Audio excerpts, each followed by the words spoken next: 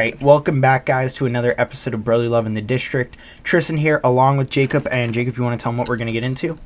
Yeah, so this week we're going to be talking about Week 4 and 5 of the NFL, going on into baseball. It is playoff season, so we're going to talk about all the wild card matchups, talk about how we think the season ended, and finally going into hockey. Preseason is wrapping up, and the regular season starts next week, I believe, so let's get right into it. Next Wednesday. But, yeah, so starting out with this week, obviously, we had Week 4 football go on. We still have no bye weeks, so everyone played Washington in another interdivisional matchup. And let's talk about that game first, since that was one of the first ones to go on. So Washington falls to the Cowboys 25-10 in Dallas, I believe, correct? Yep. So they fall in Dallas. What's your takeaway? I'm looking at the stats here. It didn't look like a great game for anyone involved. No. I think overall it would be another shame performance if we're looking at it. Carson Wentz didn't really play great by any stretch of the means, but it's not like we're putting him in a good position with our offensive line because our O-line is horrible, and we let Eric Flowers go. Brandon Sheriff went. I did hear a report that we did offer to make him the highest paid right guard in football, but that didn't happen. The guys we brought in, like Trey Turner, just haven't been playing good at all. They've been playing pretty bad. So I don't know what's going on with the coaching or anything about that group, but they're playing like crap, and because of that, it's hard.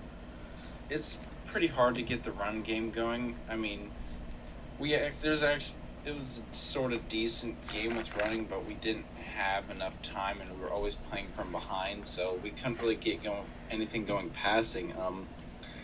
We didn't get sacked a lot, but Carson Wentz was still rushed. He had a nice touchdown pass to Jahan Dotson, but he's going to be out for the next 1 to 2 weeks. Which sucks. That pass was beautiful. That was placed right in the breadbasket.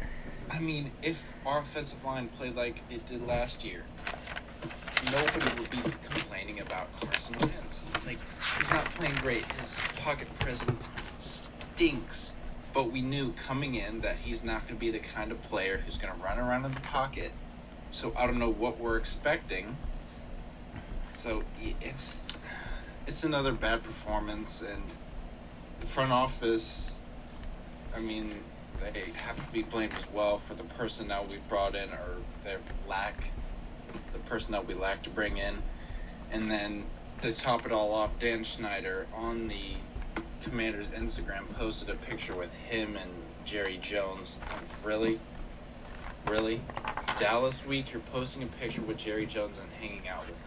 I love how I don't understand. I seriously don't understand that, because that makes so many Washington fans mad.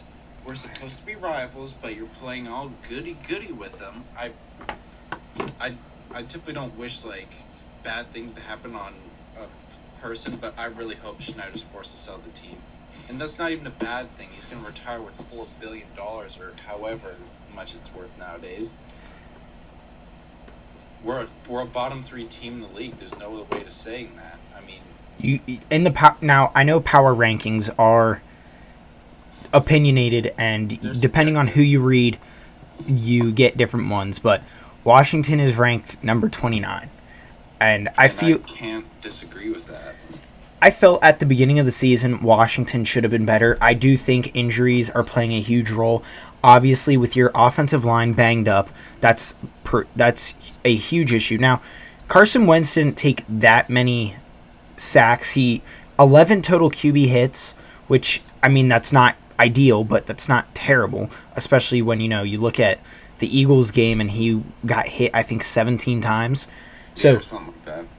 When you're looking at that compared to other games, it's not terrible, but yeah, Carson Wentz just didn't perform. 170 yards, but they also made him pass the ball a lot, 42 times. Our team didn't perform. Simple as that. Our team failed at every single level, whether it's the coaching or the individual playing. We just did not play good enough. And I mean, looking before the season, I was looking at a schedule like, okay, I think that's going to be an easy game. That should be a game we should win. Now, I don't think we can say that for any team. Even when we face the Texans, you can't really say, oh, that's an easy win game.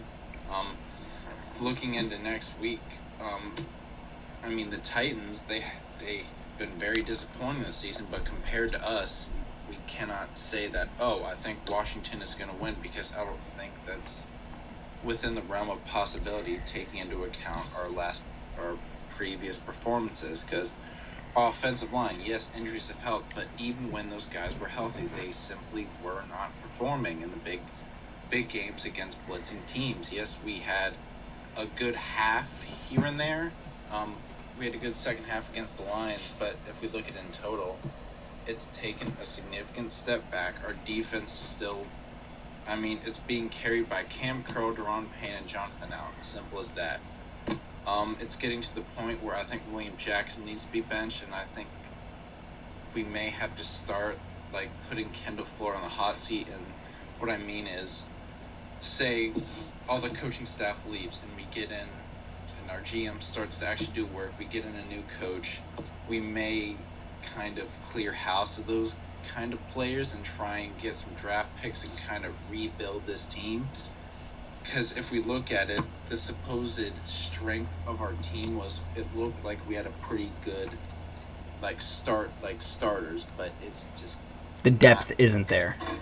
The depth isn't there, and even our starters really aren't playing up to what was advertised or what we thought. I personally thought we were going to be better. Looking back on it, I don't know why I didn't see right through that.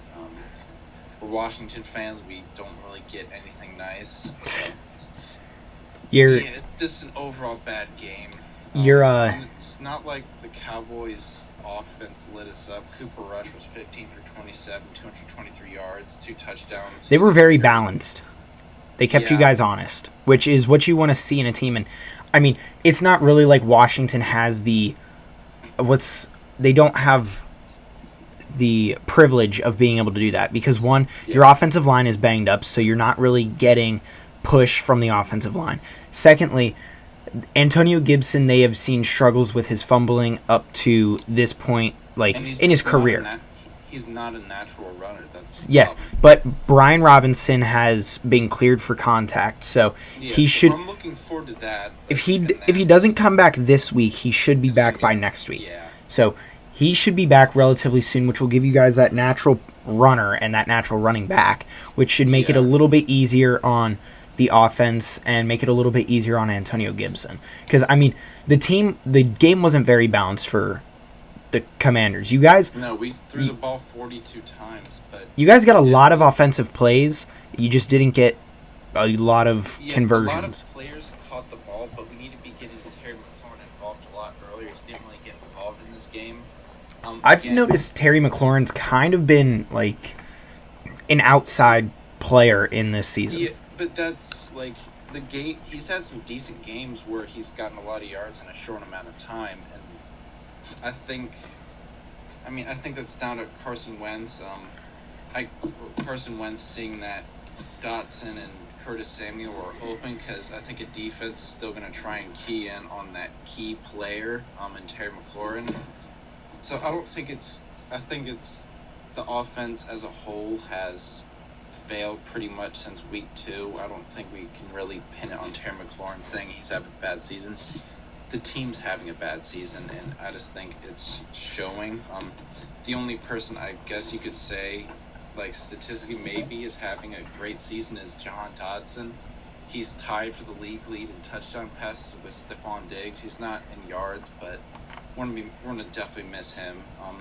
I still believe in this wide receiver core. I think with the offensive line we had last year, this would be a very good pass attack, but we just don't see that. And I think Scott Turner I don't think he's that great an offensive coordinator. Well, currently, I think we've seen it in the past, his lack of, I'm trying to think of a word, his lack of creativity in the offense in the past years has been a little evident, and I think without a good offensive line, I think he's kind of he's struggling as to what to call. And I think to be fair to him, I think a lot of offensive coordinators would, but I just think it's plain that this coaching staff is not ready. Because if we look in the past games, we're calling 7-step drops. I mean, for one, we're running Carson Wentz in an empty backfield, and that's something I don't think we should be doing.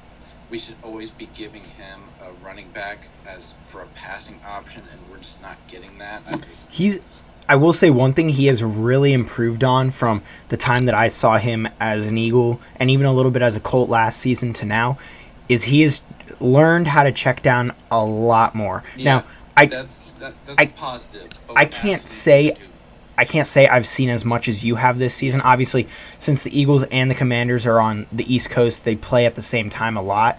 So I only get to see little bits and pieces of the game, but I can't attest to it as much as you can. But I feel like he has definitely improved on his check down ability as opposed to just trying to be a big play guy and try to make the play longer than it should be. Because even if you don't watch football as much as a lot of other people do, even those 2 to 3 yard plays, the ones where they run it right up the gut, and people ask me all the time, why do they do that? Don't they know that's where everyone is?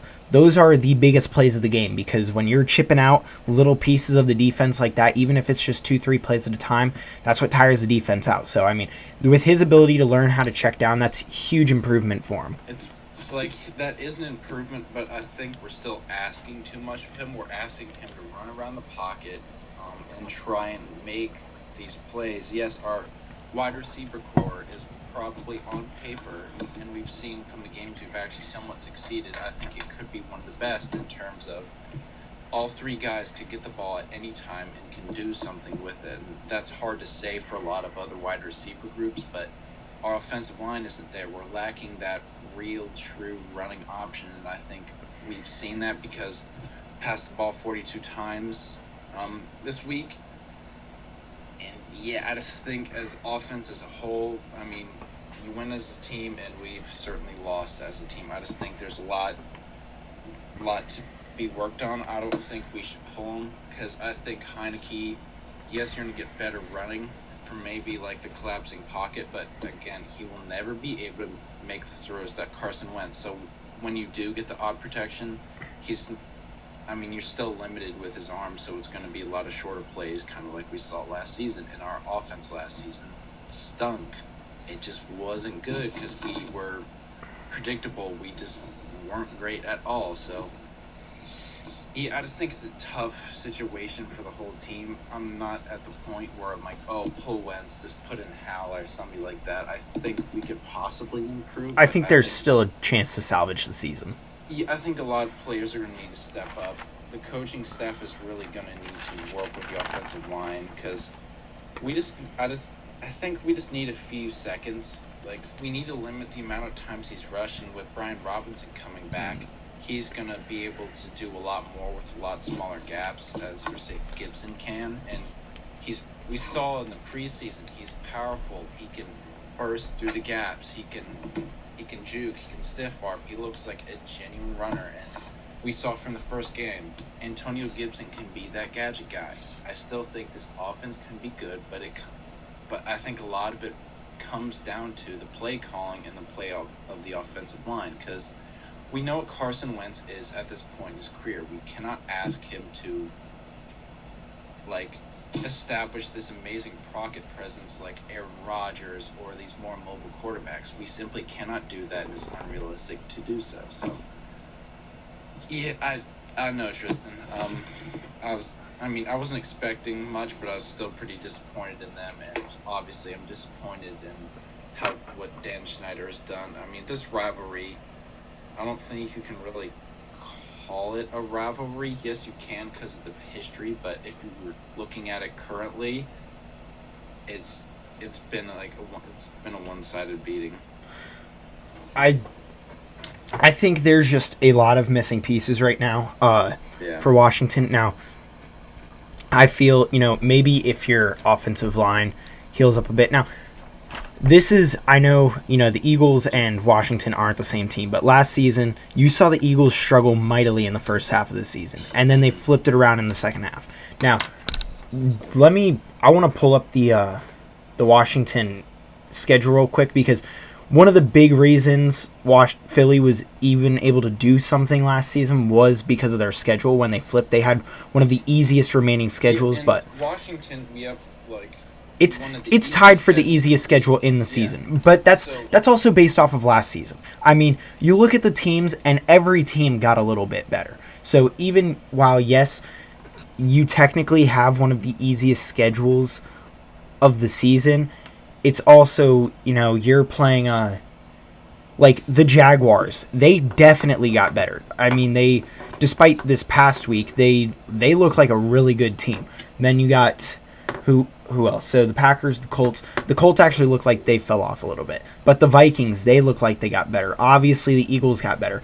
The Texans, I think their team is decent. I still don't think they're going to be the worst team. You guys got the Bears this season. The Giants, 2 weeks in a not 2 weeks in a row, but you have the Giants a bye week, and then the Giants again. The Giants definitely got better. They have a really good defense, and Saquon, if Saquon is not fully back, then that's scary. I mean, he definitely looks like he's fully back, and if he's doing this at 80%, imagine what he's doing if he's still not, or if he can still get to another 100%. So the 49ers, another good team. They just beat the Rams with Jimmy G.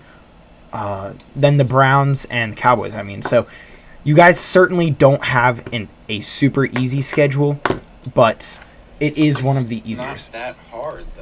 It's not that hard, but also, I mean, just through 4 weeks, I think the Packers, I think you guys have the benefit of playing the Packers earlier in the season, because I don't think that they've really, amounted to anything yet. Aaron Rodgers, I don't think likes his wide receivers at all, and we're still going to lose to them. They have to run the ball a lot, so that could benefit you, but their teams got better. It will benefit us. Yes, I don't think it's not going to be an easy road. I mean, last season, the Eagles, through their last 9 games, had like 7 teams under 500. So I don't think you guys are going to have the benefit of that, especially through 4 games.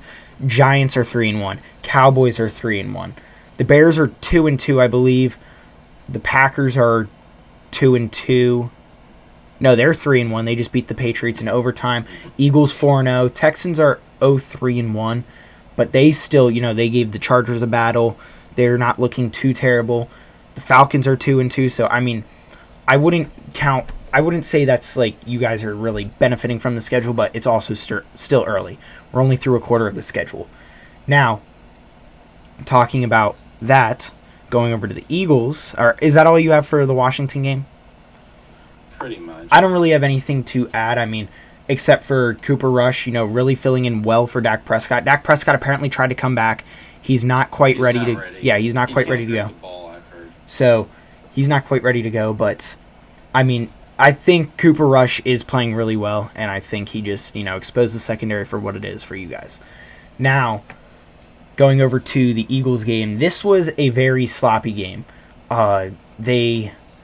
It was raining the entire game, not just to start out. It was raining the entire game. The remnants from Hurricane Ian hitting the East Coast, so they were playing in that. But the Eagles still took down the Jags 29-21. Now, I have to say, at the beginning of the game, when they went down 14-0, I was getting nervous. I was really scared. Jalen Hurts threw that pick 6, and they drove down the field. Jamal Agnew scored. I was getting scared. But I think, once the Eagles finally settled in, they changed it up. I think Sirianni, I talked a little bit about on our predictions YouTube video. I think Nick Sirianni might be the not easiest going, but one of the most unselfish coaches in the league, just because of the way that he is willing to change his view of a game. And, I mean, you saw it last season when they were trying to pass the ball and it wasn't working, and then halfway through the season they switched to the run and changed the outcome of the season. And then in this game, So every coach, a lot of coaches have what they have is the first 15, where no matter what happens, you have the first 15 plays you're going to run. After Jalen Hurts threw that pick, he changed it up, and they focused on the run because obviously in rain, throwing the ball is not easy. I mean, as a receiver, as a quarterback, even as a center, you're freaking out with the ball. Yeah. So the offense was looking a little bit scary, but then afterwards, I'd say after the first quarter, the Eagles dominated the Jaguars. They dominated them in time of possession, which was the big thing because going into this game, Jaguars were second in time of possession in the league. So we dominated them in time of possession, 40 minutes to 20. They ran the ball down the Jaguars' throat, and I think that was the biggest story of the game. Miles Sanders with 130 yards and 2 touchdowns on 27 carries, plus another 2 touches through the air. So what I think that says something big for the coaches because, you know, as much as they look like they love Kenneth Gainwell, they really used Miles Sanders a lot in one of the hardest situations, in the rain, in the cold, not the easiest to grip the ball, and he did good. He didn't fumble once. He ran hard, ran between the tackles, and as of right, I haven't heard anything, but one of his biggest things through his career has been injuries, and even after that workhorse game, I haven't heard anything about him being injured. So, I mean, he put up a really good game in that week, which actually bumped him up to third in rushing on the season in the NFL. The Eagles have a player in the top 5 in passing, rushing, and receiving. Jalen Hurts is number 5 in passing. Miles Sanders is number 3 in rushing, and A.J. Brown is number 3 in receiving. So I would say after this game, going into this game, the Eagles were 3-0. Obviously, I wasn't ready to jump on the hype train yet. I think I'm just about there now. The only reason is because the Jaguars are a decent team. I don't care what you say. Trevor Lawrence looks really good, and they are working the offense around the possession and holding the ball. And their defense is a speed defense. Their defense looks good. They were first in rush defense going into this game, and the Eagles ran the ball down their throats. So, I mean, this game actually gets me on the hype train and makes me excited, and I think the Eagles I don't think they're going to go to the Super Bowl. I don't want to put that out there, and maybe they don't make it past the second round of the playoffs. But as of right now, I will say that they are a real team in the NFC, and I would even venture to say right now that they are the best team in the NFC. I'm sure that's a little bit getting ahead of myself, but I think that game really proves it for me. The reason I say that is you've shown your versatility. I mean, you've shown that your defense, it got down in this game, but at the end of the game, Trevor Lawrence only had 11 completions. The highest rusher only had 32 yards for the Jags, so that's very good. After you limited them to only 1 score after the first quarter, so that's very good. You answered back in the second quarter with 20 points after they scored 14. And throughout your first 4 games, you've shown the versatility of your offense. You can run the ball. Jalen Hurts can run the ball. He's shown that he can pass, so you can take all the opportunities that are given to you, and that's why I think it's not too crazy to venture to say that right now they could possibly be one of the best, if not the best team in the NFC, because, well, the Rams haven't really looked all that great. Yeah, the Rams look rough, especially against the 49ers. Yeah, Matthew Stafford isn't looking great. Packers are looking a little iffy. I honestly think the 49ers might look better off with Jimmy Garoppolo than over Trey Lance. I think they do, because I think Trey Lance is still green, and he's still pretty unexperienced, and we saw that they couldn't really score while he was in. Deebo Samuel wasn't really getting the ball as much as he probably should have. Yeah. He's a big player for him. Which I'm excited about that for fantasy. Drafted Deebo a couple times. I did too. Yeah, so I'm one of the worst teams in the league. When I saw Jimmy G coming back in, I was real excited when I was like, oh, let's go. Jimmy G's coming back because I know how much he loves Deebo. But the Eagles I think they're a very good team. You've shown that you can do it defensively and offensively. I think they're a tough matchup. I wanted to touch on a couple more things on the offense, and then I just wanted to talk about the defense for a little bit. Couple things. Well, one, Did you see? I don't know if you saw this play. Did you see the play where I believe it was a third down? It was a third down or a fourth down. They needed a first down, and they ran a slant to AJ Brown, and I don't know who is in coverage on him, but they threw the ball. AJ Brown had the ball in his grasp and like tried to wrestle it away, and whoever the corner was came in and punched it out on AJ Brown. Which I just had to say, like, that play alone was insane for the Jaguars. That was a beautiful play for them. But a couple things I wanted to touch on the offense was, one, the pick six. That should not have been the read that Jalen Hurts went with. Yeah, It was easy for the safety to jump it and take it the other way. I believe there was a check down right there on the sideline for a couple yards, which, like I just said with the Washington game, those little nitty-gritty yards, the 2-3 yard plays, those are still huge in a game, whether they go for anything or not. But that shouldn't have been the read. So aside from that, I'd say Jalen Hurts played a pretty decent game, especially since, mostly all he had to do was this and just hand the ball off. So playing a Jimmy G type offense. But, I mean, the offensive line, I want to talk about the offensive line because the offensive line was doing an insane job resetting the line. Now, if you don't know what resetting the line is, if you don't know what resetting the line of scrimmage is, that's when the offensive line gets such a good push that they're making the line of scrimmage looks like it's another 1, 2, 3 yards forward. So the offensive line was getting a huge push. I mean, like I said, Miles Sanders had a great day. Kenneth Gainwell went 5 for 19 and a touchdown. Even Trey Sermon made an appearance. Now, real quick, do you know where Trey Sermon went to college? I just told you where he went to college. Oh, I'm guessing it's somewhere in Ohio. Ohio State. So, Trey Sermon playing in the Big Ten Championship 2 years ago against Northwestern. Now, if you guys don't watch college football, Ohio State's in the Big Ten. Big Ten football is pound the ball down with the run. Just run the ball consistently. Now, obviously, football's changing. Teams are trying to get away from that a little bit more, go more pass heavy. But Ohio State was playing Northwestern in the Big Ten Championship, and Ohio State couldn't pass the ball to save their lives. Trey Sermon came in, had over 200 yards in like 30 carries for Ohio State. They ended up winning the game. I think he had 3 touchdowns too.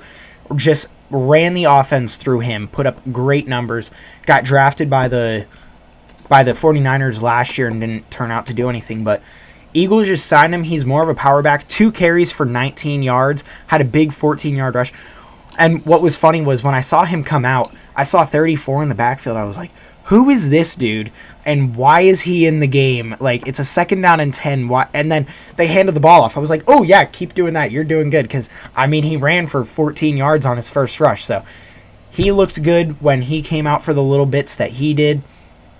And, I mean, the rushing offense was just there, which opens up to me. I mean, I wonder if the Eagles are going to try to move a little bit more balanced now because they saw that Miles Sanders can handle the workload.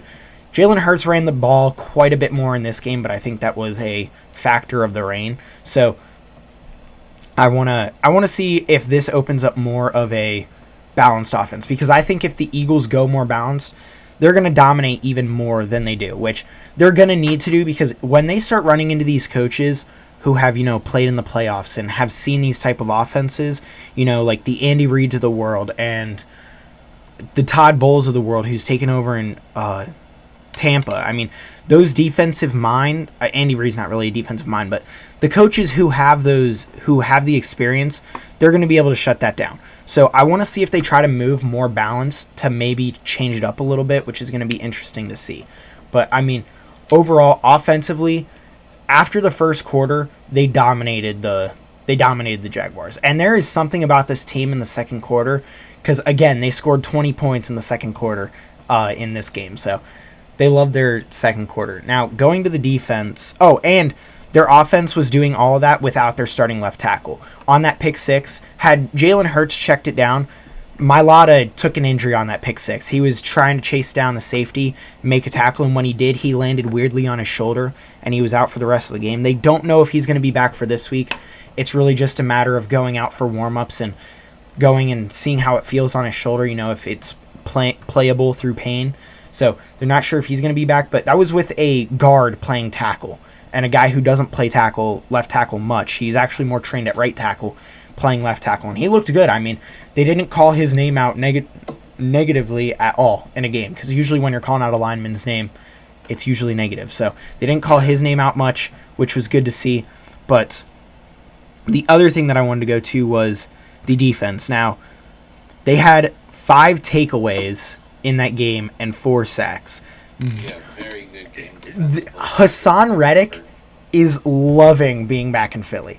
He has 3 forced fumbles in the past 2 games.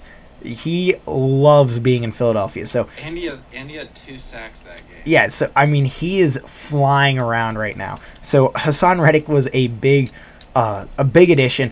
A couple of the takeaways. One of them I know for a fact was Trevor Lawrence trying to get out of the pocket, and as he was running, the ball just slipped out of his hand. Like, there was nothing he could have done. So the ball just slipped out of his hand, which we ended up recovering the fumble. Now that is a takeaway, but that's not really something our defense, caused. But other than that, they got lucky. They're playing. The defense is playing really well, and this was another game where this is another factor where they didn't have their starting players. Darius Slay went out at the start of the game with a forearm injury, and he didn't come back, so they didn't have one of their best safety, not just one of their starting outside safeties, their best safety. Corner, yes, excuse me, I'm sorry.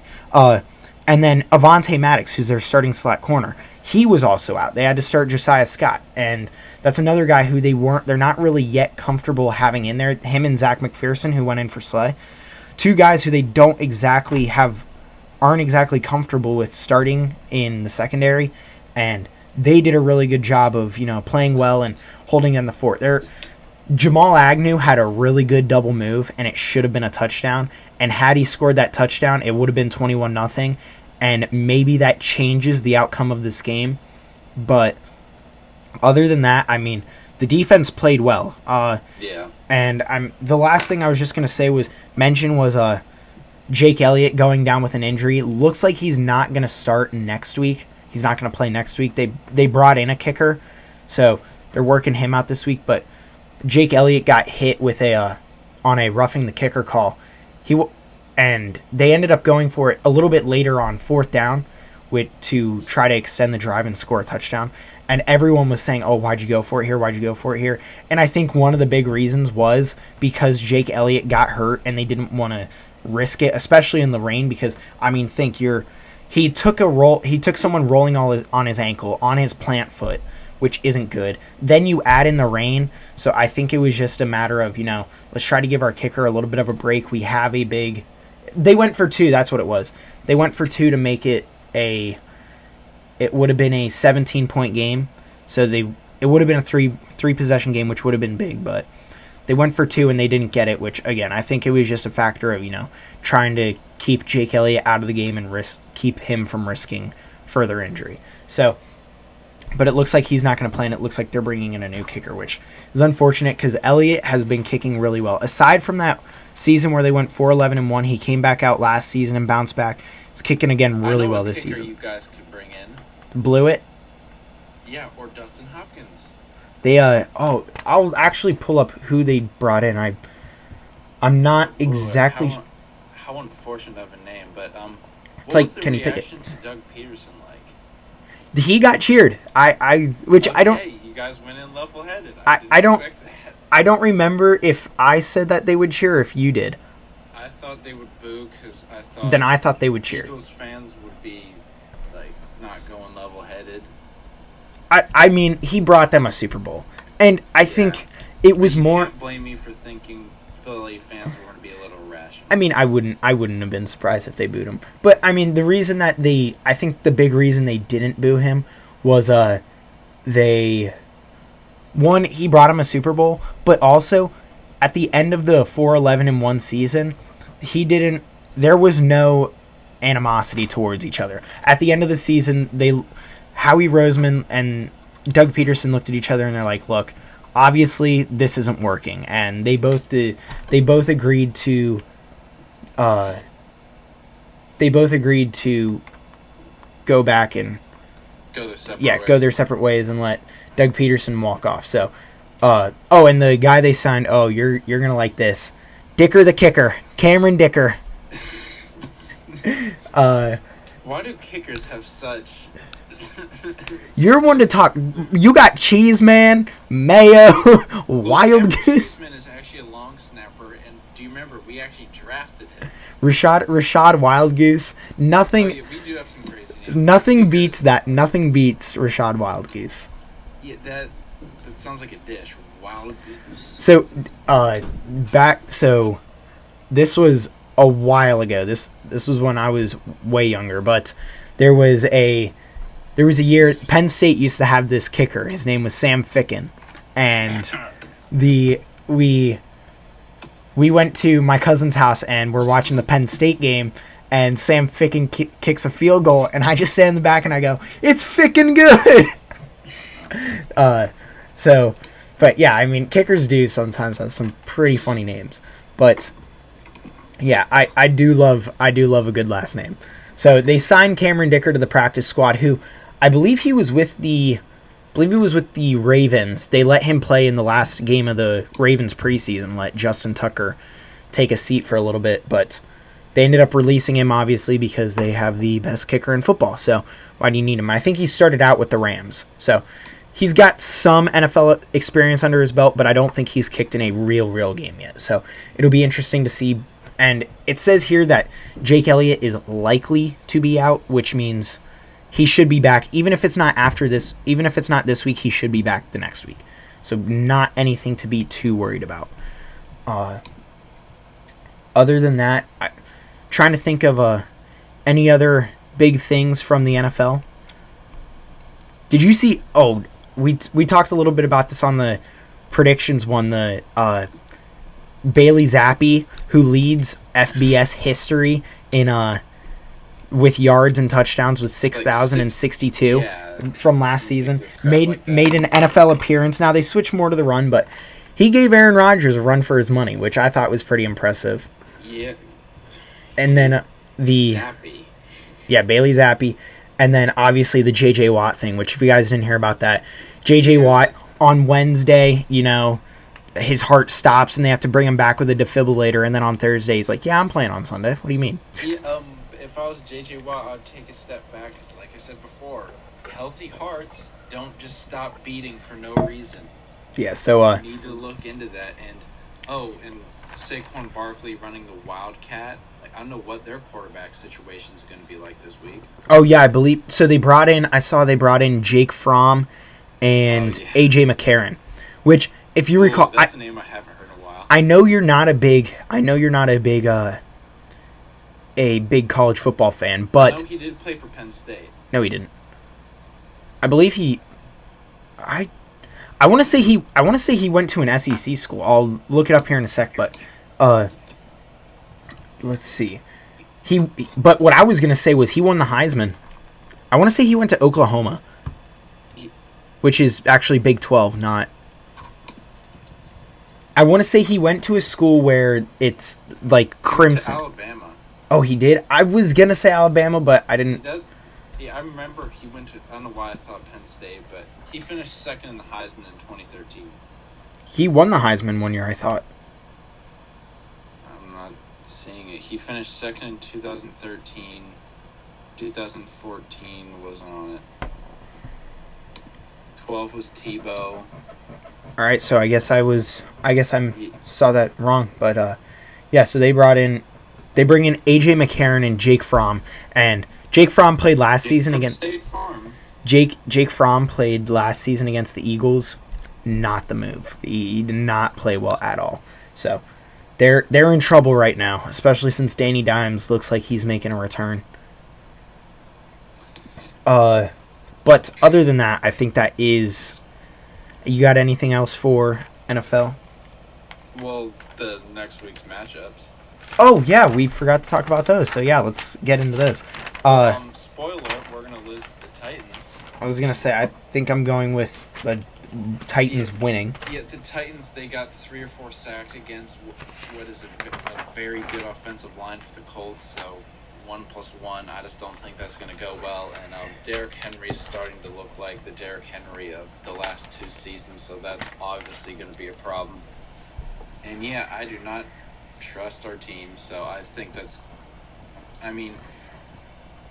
they're favored away against us. That's not that good looking. Actually, let's see. I wanted to see if they did anything with J.J. Watt. I was looking up on that, but yeah, the injuries. I think that the Titans are gonna win. I think your secondary. I think this is the one time your secondary might actually have a leg up on. Yeah, and that's not very hard because I think the Titans wide receivers are terrible now. Their wide receivers are terrible. So I think you guys might probably look like all pros against us.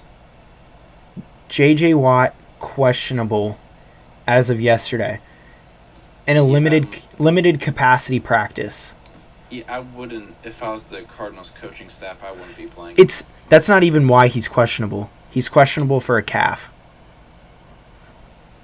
So they're just gonna gloss over the heart. Which I mean, when I look at these, like I rarely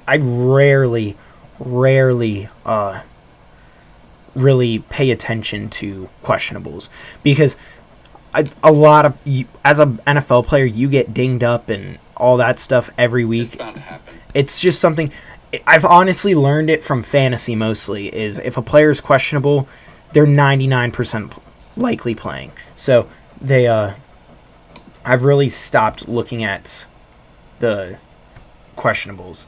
But anyway, yeah, I think the Titans are going to win this one just from Derrick Henry alone. I mean, they also have Taylor Lewan on there to anchor their offensive line, which is the average. I'd say they're middle of the pack. It's not one that, is killing Ryan Tannehill every week like the Bengals offensive line is doing to Joe Burrow, but it's also not one that's, like the Eagles where you're hearing is the best every week. So, not to pat myself on the back, but you just did. I mean, it's not like I did anything. Jeff Stoutland is just a beast. It's all on you. It's all your fault. You should be ashamed of yourself. But I do think the Titans are going to pull this one out just from Derrick Henry, especially with Carson Wentz now missing his favorite target. Yeah, it's gonna be an ugly game. I have a pretty good feeling about that. I want to look at the, because ESPN pulls up, will give you like their odds and stuff through. I'm pretty sure the Titans are 3.5 point favorites. The last time I heard about it. Let's see. While I'm pulling that up real quick, did you want to? We'll talk about the Eagles game a little bit. Here we go. This one. So, according to ESPN's Football Power Index, Washington is 57.9% favorites predicted to win the game. But from what is this spread that I see from, where is this from? This says Pick Center. I don't know where that's from, but this says that the Titans are 1.5 favorites. Yeah, I've heard of something like that, but but going into the Eagles game, I think this is a game you should win and end the Cooper Rush mania crap. Because I just think their offense... They're playing the Cardinals. No, they're playing the Cardinals. I know they're playing. Oh, yeah, I know why. They're playing at 4:30 against the Cardinals in Arizona. The other thing, I think you guys are going to win. I think it could be a little bit of a tough matchup, but if you're looking at how your defense compares to their offense, you have enough to be able to shut them down, and their defense doesn't have enough to limit your offense. I feel way too confident about this game.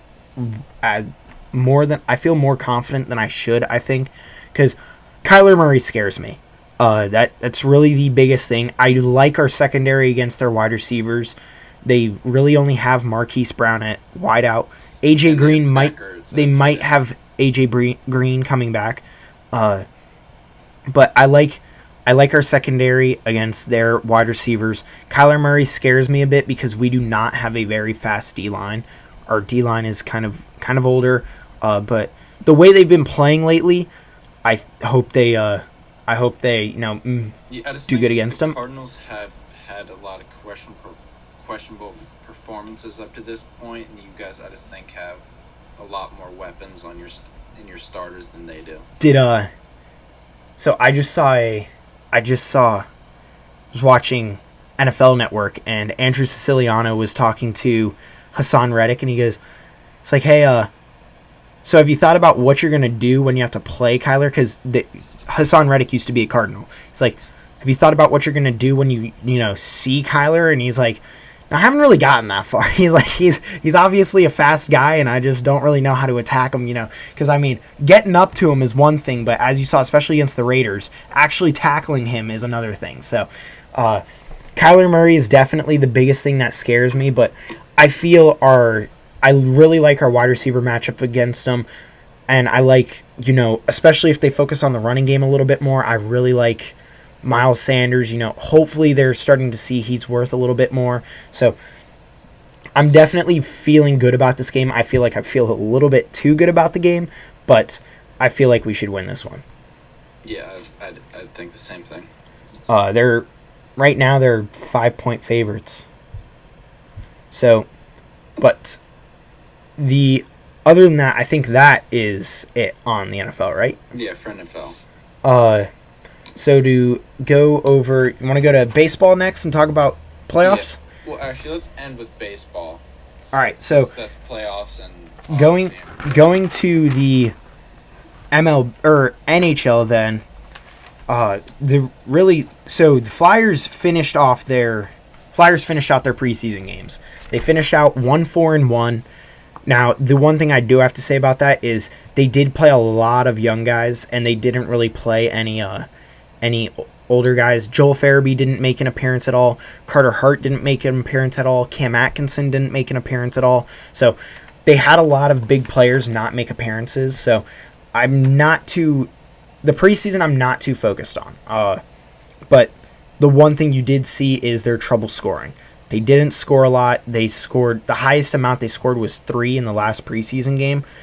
And there was no real, you didn't see much. There was a shorthanded goal from Scott Lawton in the final game on a breakaway, but you didn't really see a lot of the star players scoring. So that makes me a little bit nervous, but the biggest thing I'm worried about is as of right now, they have no goalies for opening day.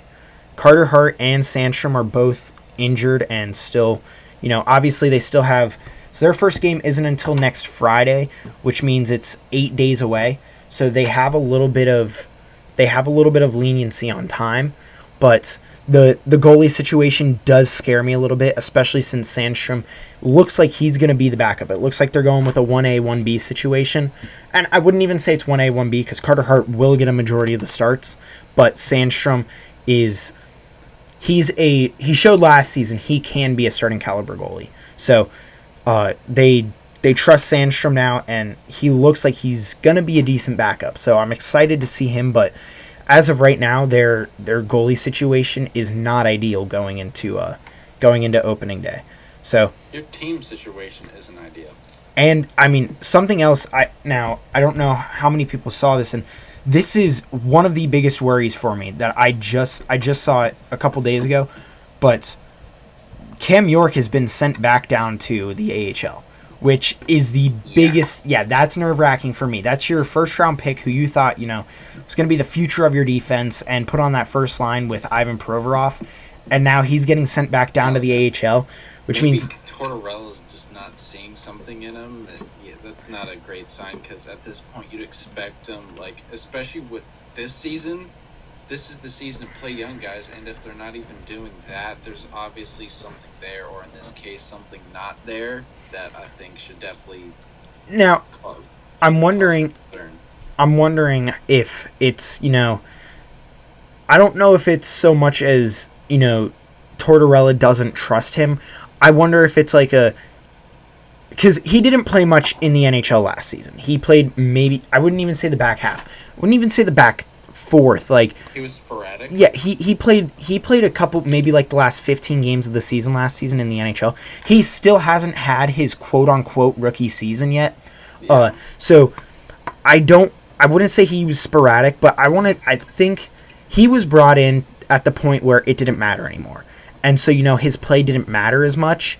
Now, I don't think the Flyers are obviously, going for a cup this season. But with that being said, I think Torts, wants to see him play NHL level talent first before just putting him into the NHL. The people who are fighting for a defensive spot are Ronnie Adder, Kevin Connaughton, Nick Seeler, and Igor Zamula. The only thing that makes me a little bit nervous about York going back down is, so Nick Seeler started out the season last season in the NHL. Kevin Connaughton, he's an older guy. He's a veteran. So if they were to start him, then I would agree with what I just said.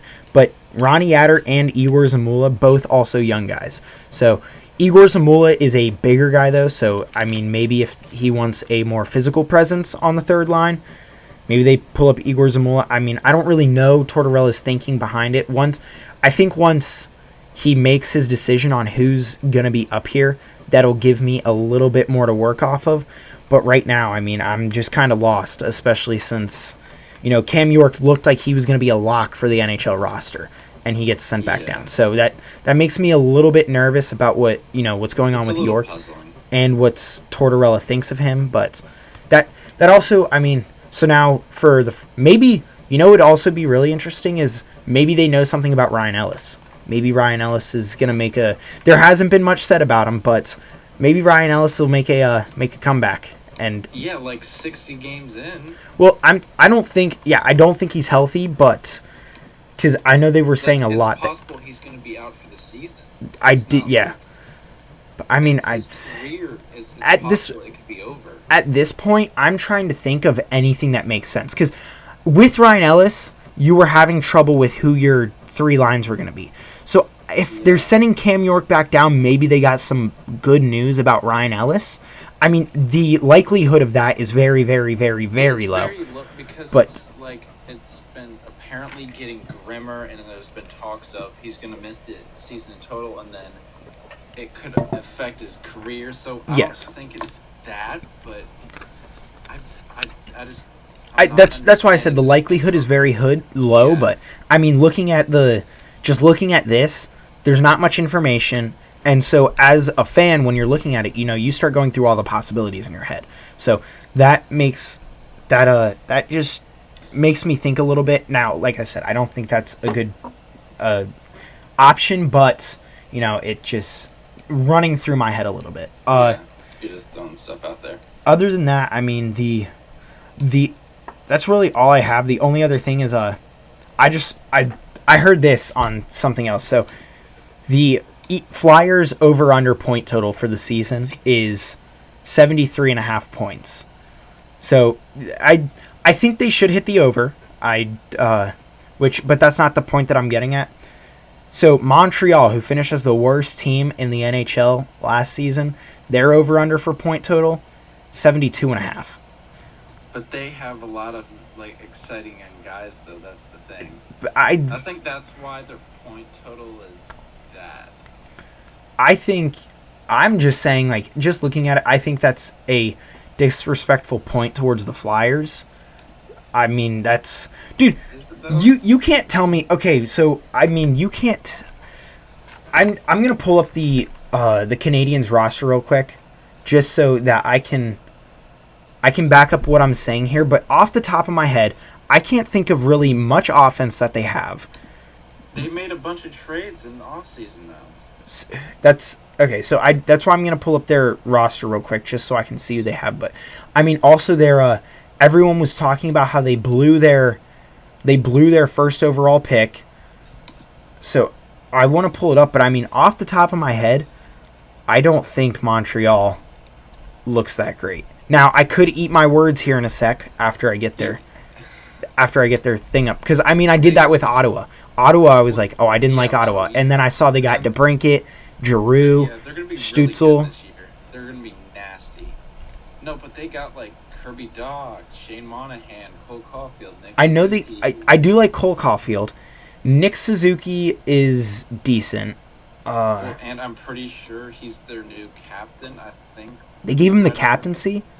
I think so. I need to look at it, but I could be just talking crap here. But Oh, they signed They also signed Jake Allen as their goalie.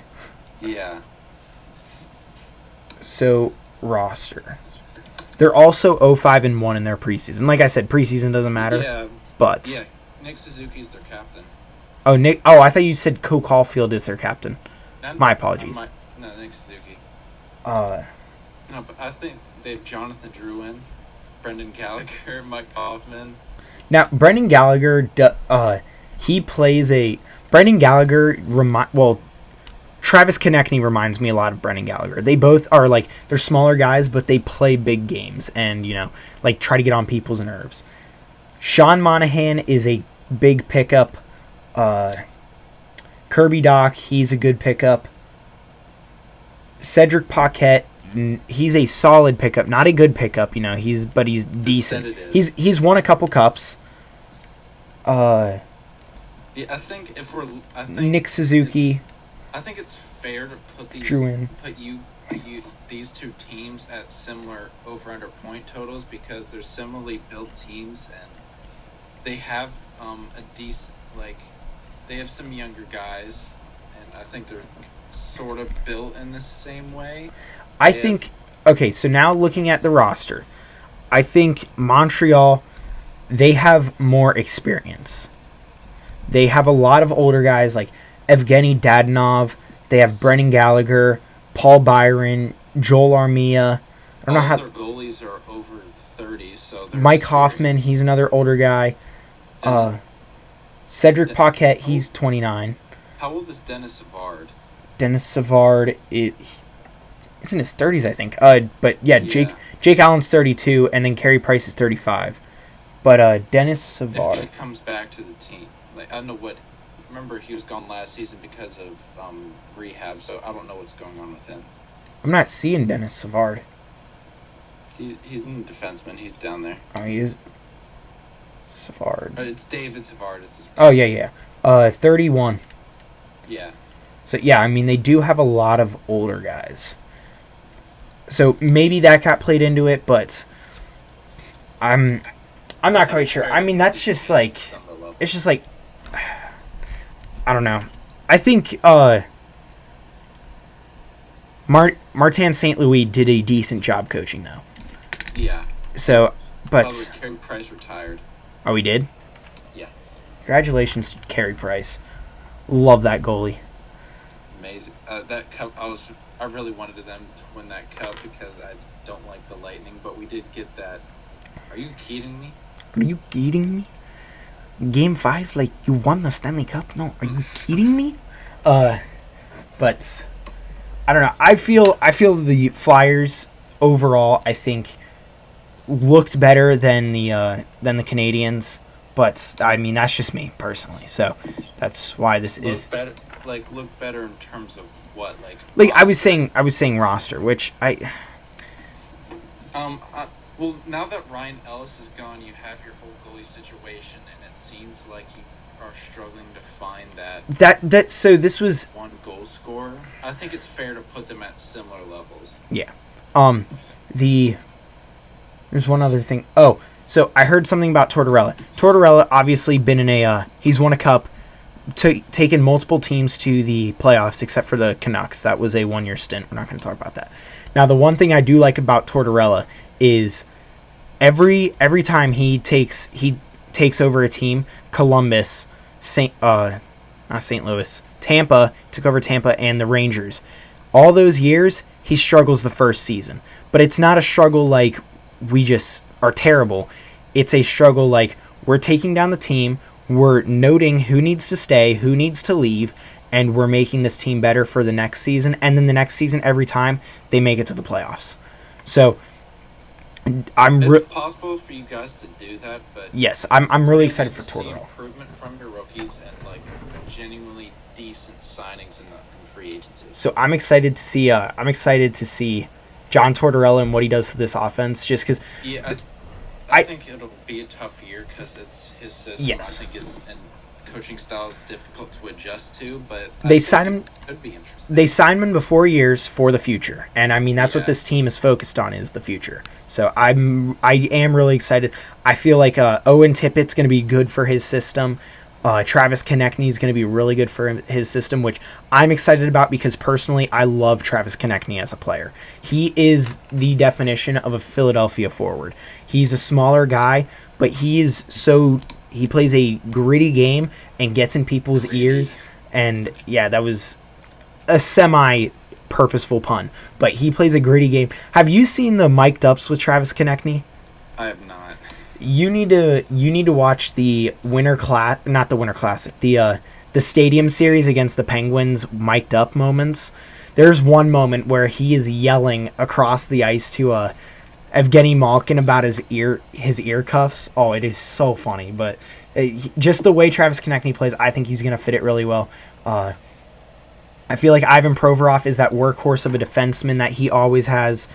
Torts always has. So I'm really excited to see what he does in the future with the Flyers. I think this will be a semi-rough year, but I do take that over on the point totals, even if it's kind of disrespectful that they're putting him with Montreal. No, I think it's fair to put them at the same level. But before I talk about the Caps, have you seen the Kraken's new mascot? Yes, the troll-looking thing. Yeah, I think it's Buoy. It looks like Buoy. Yeah, it's Buoy.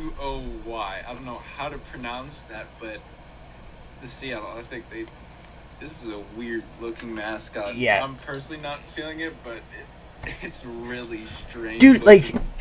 I get saying it may be the ugliest mascot of all time. I get why they didn't do it, because I think it's not Montreal. I think it's the Canadians who have the same mascot, but dude, you got to do an octopus. You're the Kraken.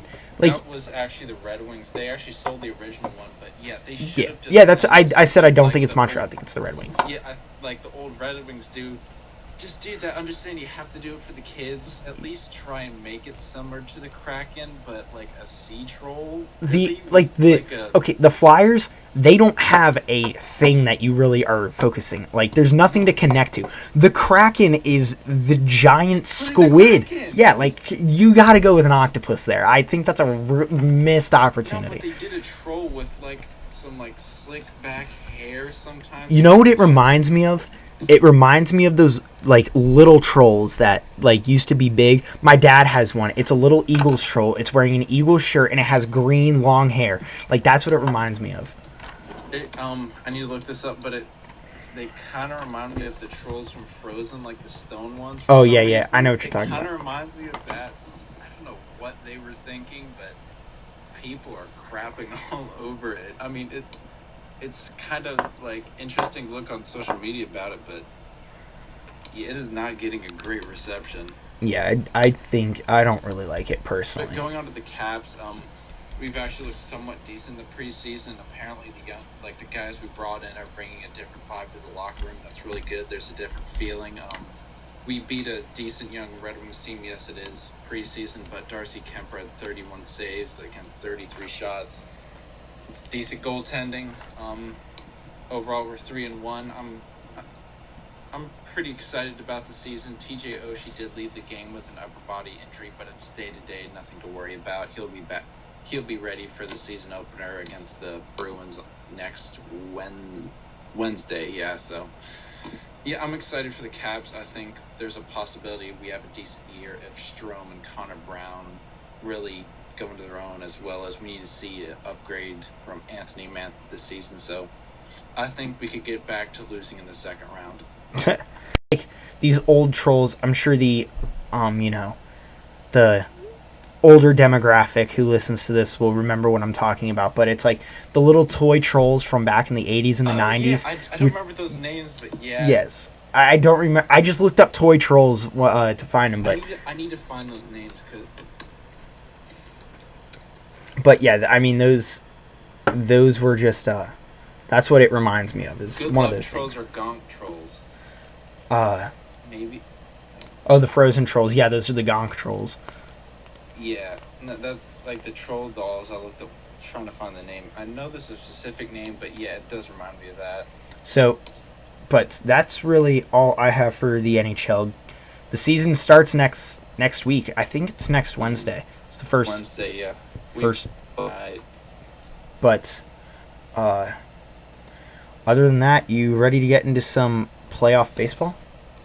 Yes, I am. I'm First- ready to see the Phillies lose. First, I wanted to mention real quick our friends at Bomberger Food Truck. You know, they're now taking the new taking a new step towards their business. Two friends that we went to school with all through from elementary school all the way until we graduated high school. I've worked with one of them previously. Two really good guys, two guys our age, you know, working hard, college age students. So they have great burgers, and I'm personally a big fan of the Bomb Burger, but that's their most popular burger.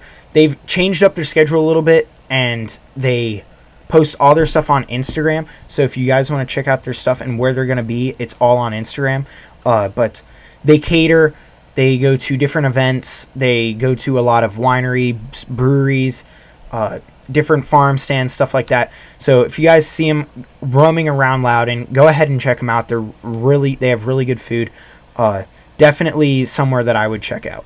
So I will actually tell for this month, for about the next week, October 7th through 9th, they're at the Waterford Fair. October 14th through 16th, they're at the Luckett's Fall Market. On the 14th, they're there from 12:30 to 5. And on the 15th and the 16th, they're there from 10 to 5. And the 21st through the 23rd and the 28th through the 30th, they're open for booking. So, you know, check them out. Go check out their food and follow them on Instagram and Facebook, both at Bomberger Food Truck, to see where they're going.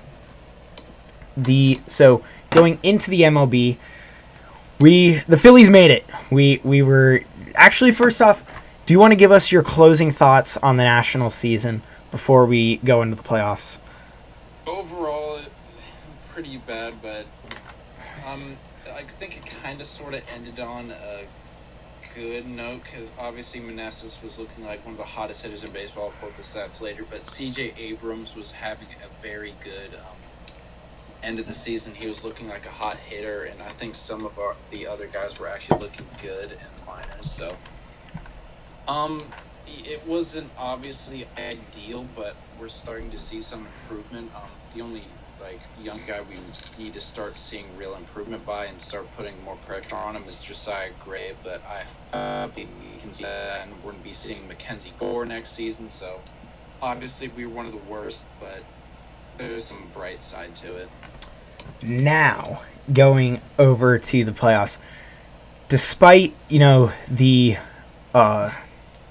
despite the little freak out there at the end, because, I mean, they were really pushing it. They were getting nervous, but Getting close. They did hold out, and they ended up making the playoffs. And they did it in good fashion, too, because in the game that they clinched with, they beat Houston 3-1 in Houston, and Nola pitched 6 perfect innings. So he went in and he pitched a great game.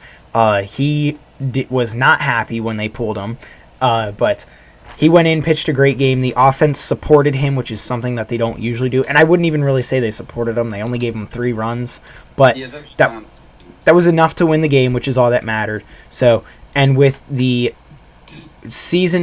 tying season record over both Milwaukee and San Diego, they could do whatever they wanted after that game, and no matter what, they were making the playoffs. So they ended up clinching a little bit earlier than everyone thought.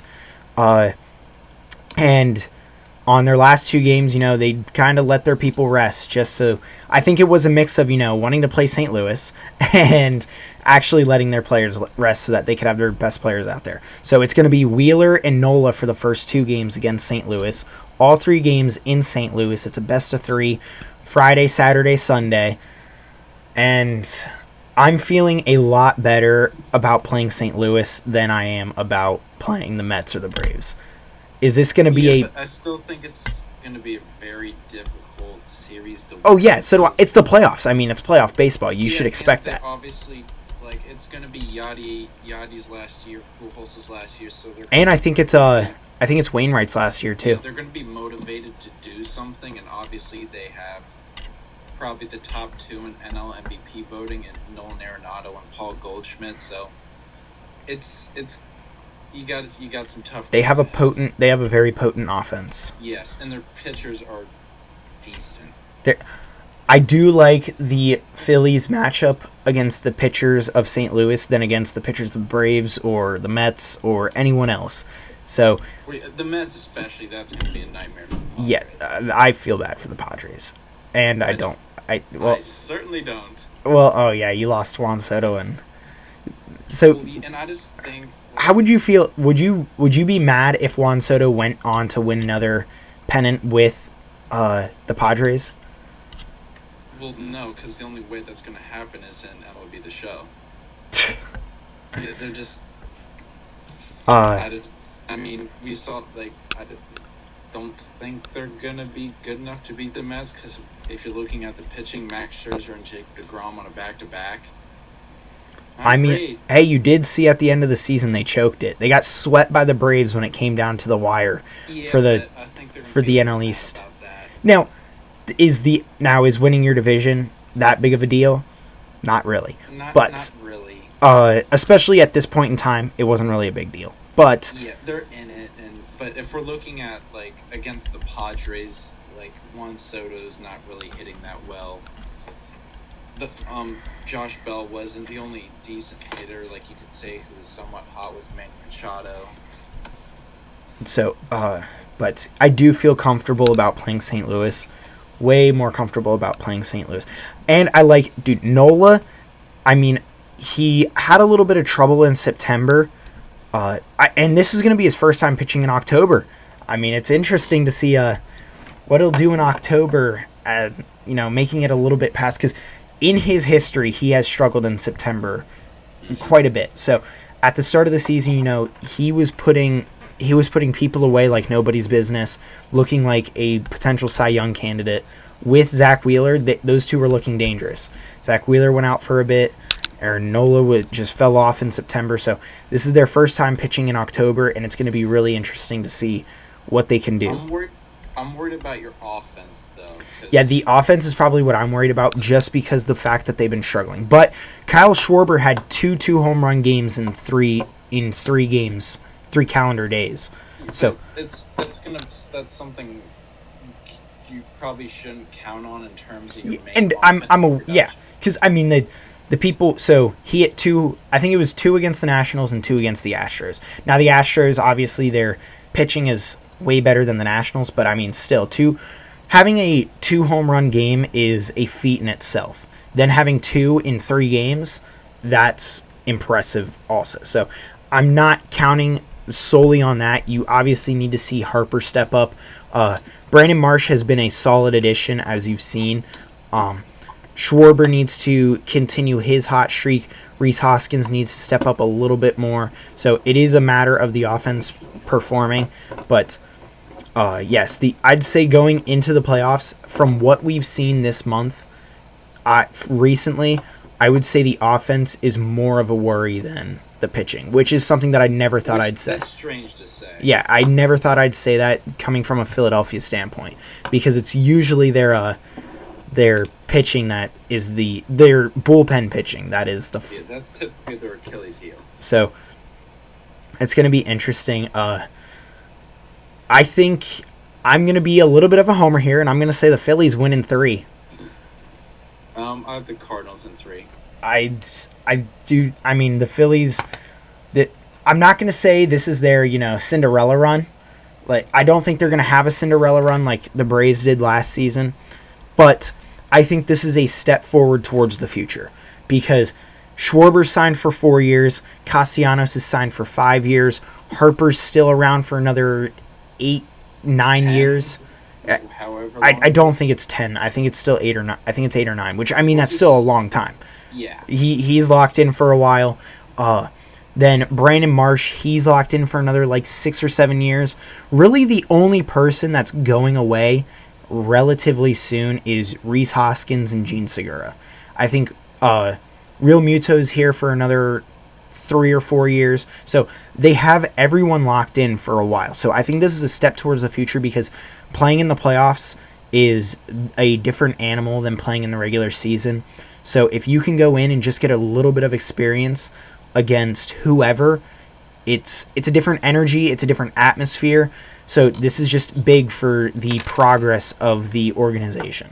Because, I mean, like I said, Nola has never pitched in October. I don't think Zach Wheeler has ever pitched in October. If they go to a third game, we're probably going to see Ranger Suarez, another player who has never pitched in October. So these are big games for these players to get under their belt. So I'm excited. I'm excited to see it. One reason I'm taking the Cardinals is they have the experience of the guys who've been there, done that, and they also have younger, hungrier guys like Arenado. I don't know. The Phillies haven't been to the playoffs in 11 years. I don't know how much hungrier you get than that. They're tied, or they were the second longest drought, along with the Mariners. Two teams that had the longest MLB playoff droughts both made the playoffs this season. And the Phillies. Guys, but I think the Cardinals are hungry as well, and I just think if we're looking at it up and down, I just don't trust.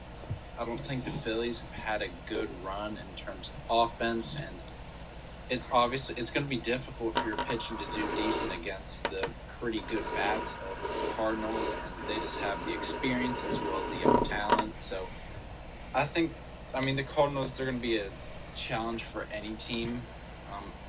At the end of the day, it is a 3-game season, so anything could possibly happen, but I have to lean more towards the Cardinals. So the Phillies are probably going to win, saying that. It is going to be nerve-wracking. I plan on watching all the games and being locked, because the last time they went to the playoffs, I wasn't really that into baseball. The last time they won a World Series, I was barely old enough to comprehend what was happening. So I started watching in 2009. Can you remind me what happened in 2009? No, I don't think I can. So this is just something, this is another thing that I'm kind of new to. So I'm really excited to see the Phillies finally make a push for the playoffs. Well, yeah, I'm used to the both pain and elation playoff baseball can give you, because the Nats, we've seen it all. You guys won a World Series. Yeah, but before that was choke after choke after choke. That the Cubs series especially, so that was tough. As Nikki Sixx once said, you can't breathe until you choke. So, as the Nats, the Nats took that to heart. So yeah, so did the Eagles. Yeah. So it will be an interesting series. I'm really excited to watch it. And then obviously, I think the last thing we have to touch on is the Aaron Judge, Yankees single season record. Yes, he ended with 62, I believe. Yeah, 62. He was 62. Yeah, what an amazing season in terms of just in general, in terms of milestones. Miguel Cabrera hit his 3,000th hit. Albert Pujols hit his 700th home run, which only 3 other men have done, and Aaron Judge hit over 60 home runs, which is something only 5 or 6 men have ever done. So that is an insane thing to think about. He should be the MVP. He didn't quite get the Triple Crown. He only missed out on average, but he had an absolutely ludicrous season. 62 homers, hitting .311 with 131 RBIs. 133 runs, 1100 OPS. That is utterly ridiculous. If that's not the definition or what should be a contract year, then I don't know what is. So, Aaron Judge hit the home run in Globe Life Field, which opened. That's the new stadium for the Texas Rangers. The Texas Rangers. That stadium has already hosted 4 monumental notes in history. Aaron Judge breaks the AL single-season home run record, as we just saw. Dodgers won the World Series there. Joe Musgrove threw his first no-hitter in Padres history. And Corey Kluber threw a no-hitter.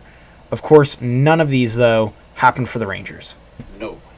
And they won't for a little bit. Yeah, so that's a little rough for. Rangers fans have had it a little rough. Yeah, so that's a little brutal for Texas Rangers fans, but yeah, I mean, congrats to Aaron Judge. That is absolutely insane. Yeah. It's just you know what blows my mind is just his swing looks so natural and so crisp. Like when you see it happen, like just everything go through, it looks beautiful. Like it just looks natural. Back on like chasing pitches. Which is huge for a big hitter like him. Yeah, he had 111 walks. He strikeouts, but that's big. I mean, if you were watching like his chase to 60 and 61, he was still hitting good. He was laying off the outside pitches that he previously would have swung at that looked enticing to batters, but they'll never be able to really get to. So yeah, he's shown massive improvement. Beautiful swing, not as pretty as say Griffey's, but still a very pretty swing, and I'm interested to see what the Yankees do in the postseason. Because I think they'll be playing the winner of the Guardians and the Rays. I think they have a pretty good chance of beating both of those teams. I think it's going to be hard in the ALCS. I think if history repeats itself, like it does quite a bit in baseball, Yankees will lose in the second round, and so will the Dodgers. What should be the World Series matchup will probably not be the World Series matchup. So I think it's going to be the Phillies and the Mariners. You need to wake up. You know what would be the greatest World Series for the season? The Phillies and the Mariners. The two teams with the longest MLB droughts going to the World Series to battle it out. That would be the best World Series. The best to who? The Phillies and Mariners. Yeah. I mean, not that Seattle's really a big market, but I mean, Philadelphia still is. They're pretty decent. I mean, Philadelphia was ranked 5th this past season. I mean, probably there's a conversation to be had, but skipping past that, it would be cool to see like the Mariners or the Jays to make a deep run, but you just don't want to say it would be cool to see the Phillies make a deep run. Well, duh. I mean, y'all are insufferable as dude, it is. You only have one. You have no one except for maybe St. Louis. That's your only team that you can really root for in the playoffs. Because the Mets and the Braves. I'm a Yankees fan. What are you talking about? Okay, but I'm talking NL. Like, the only team you can root for to go to the World Series in the NL is the Cardinals. Because you have the Mets, the Braves, the Phillies, all NL East. Then you have the Dodgers. I don't care about the Mets or Braves. I just don't care about... I don't really care about that, but I just wouldn't want the Padres, the Dodgers, or the Phillies. If I were in your shoes, I would say the only... I don't want the Astros to win, but I have a very bad feeling they're going to the World Series. Yeah. Is that all you got for baseball? I mean, that's really all I have left. That's all I got. At some point in the near future, we're going to predict, like we did last season, all the major award winners, so look out for that. But other than that, I think we are going to close it off there. So with that, you guys, we have all of our stuff on the side here, or other side over here. We have all of our stuff, our Instagram, our TikTok, email. It's the other side. So that side. All on this side. So if you guys want to check that stuff out, Instagram and TikTok at BLNTheDC, the email at BLNTheDC@gmail.com. If you want to DM us questions, comments, email us questions and comments, all that good stuff. You guys can check out the podcast on wherever you get your podcast stuff, and you can rate and review us on Spotify and Apple. And with that, we are going to end off there, so we will see you guys next week. See you later.